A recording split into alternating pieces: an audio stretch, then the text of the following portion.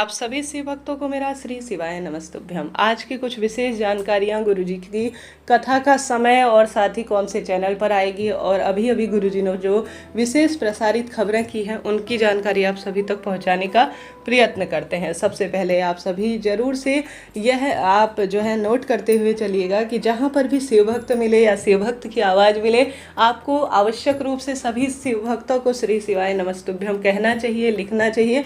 यह एक महामंत्र है जिसे चलते फिरते उठते बैठते किसी भी अवस्था में जाप किया जा सकता है और कमेंट्स बॉक्स में आप इसे लिखते हैं और अन्य व्यक्ति पढ़ते हैं तो यह एक महामंत्र दान के रूप में भी जाना जाता है। आप सभी जानते होंगे, तो आपसे अनुरोध है यह कार्य आप सभी जरूर से कीजिएगा। इसके साथ ही कल की कथा में अपने आप में गुरुजी ने रुद्राक्ष वितरण की जानकारी, 4 महा उपाय और कई सुंदर जानकारियाँ दी जो अपने आप में अद्भुत थी।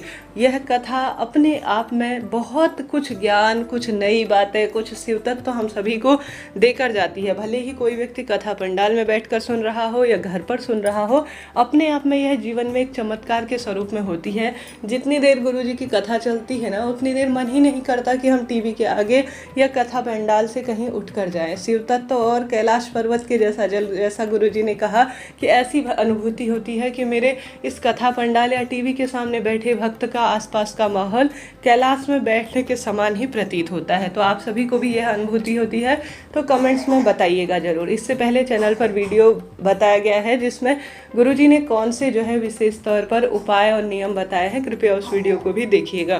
गुरुजी ने कल एक विशेष जानकारी दी कि 15 मई 2024 और इंस्टाग्राम में भी यह वीडियो पब्लिक किया हुआ है कि 15 मई 2024 से रुद्राक्ष सीहोर धाम में आवश्यक रूप से रुद्राक्ष का वितरण सुबह 9 बजे से शाम 5 बजे तक किया जाएगा। अगर आप सभी भी सीहोर रहते हैं या सीहोर के आसपास है या वहां जाकर आप जो है अभिमंत्रित रुद्राक्ष प्राप्त करना चाहते हैं तो वहां जाकर आप प्राप्त कर सकते हैं।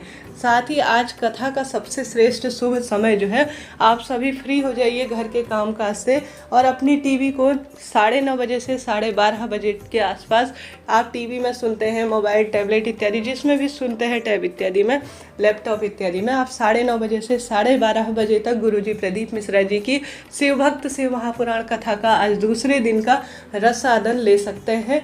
गुरुजी की कल भी कथा ठीक इसी समय में प्रसारित हुई थी जो कि अपने आप में अद्भुत थी। बहुत संगीतमय, बहुत भक्तिमय यह कथा थी जिसमें से हमने कई चीज़ें जानने समझने को मिलेगी। आप सभी इस भ्रम में ना आए कि गुरुजी की कथा में कोई बदलाव हुए हैं। गुरुजी की यह जो है अपने आप में अद्भुत कथा है जो कि पूर्ण रूप से पूर्ण होगी हम शिव भक्तों के लिए। और प्रथम दिन की संपन्न हुई, वैसे दूसरे दिन की संपन्न हुई। यह कथा गुरुजी के प्रदीप मिश्रा जी के ऑफिशियल चैनल के साथ साथ उनके जो है विशेष तौर पर जो आस्था टीवी है उसमें भी प्रसारित होगी। लाखों करोड़ों की भक्तजन इसे सुनते हैं, गहरी आस्था छुपी हुई है तो इसी समय प्रसारित होगी। आप परेशान न होए, किसी भी स्वरूप में किसी भ्रम जाल में फंसने की आवश्यकता नहीं है। निरंतर प्रभु का मंत्र स्मरण करें। कई पत्र कल आए जिसमें से स्वरूप में, स्पष्ट स्वरूप में कहा गया कि मेरे कैंसर तक की बीमारी ठीक हुई, बच्चे की नौकरी लगी, संतान सुख मिला।